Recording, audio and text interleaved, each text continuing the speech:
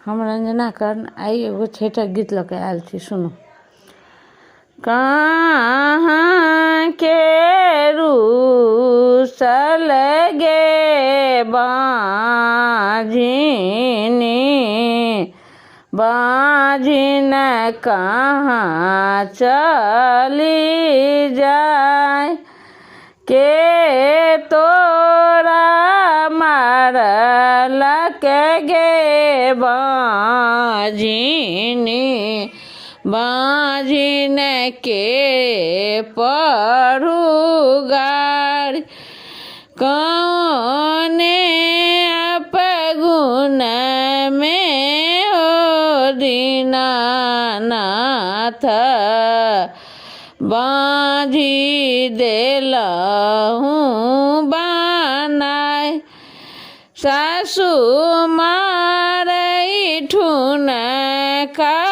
हो दीनानाथ,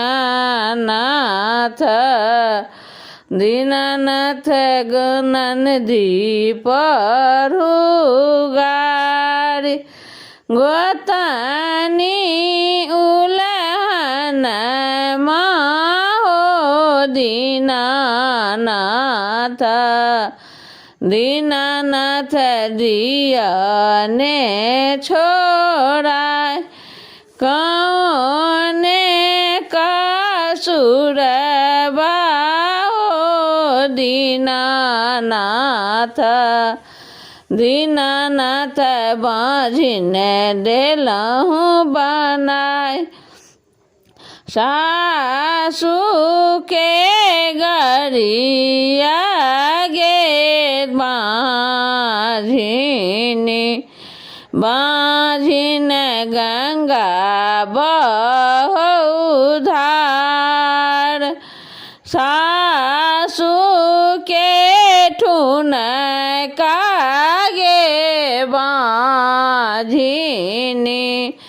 बाझिन गंगा बहुधार, ननदी के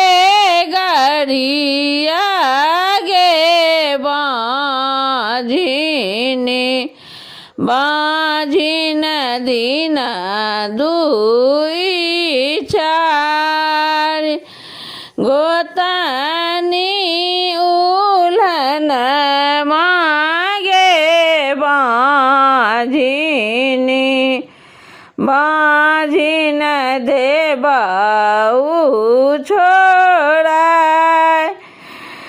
गोतनी उलहन मागे बाझिनी, बाझिन देबऊ छोड़ाए,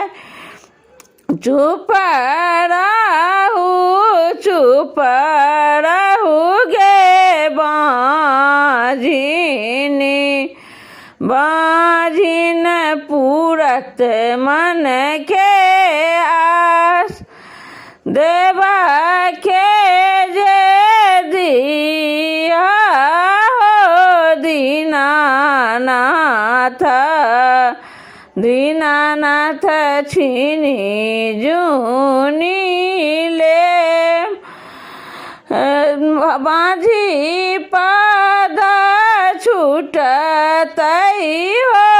दीनानाथ, दीनानाथ मारौछी पड़तई नाम। जय हो छठी मैया, जय जय हो दीनानाथ।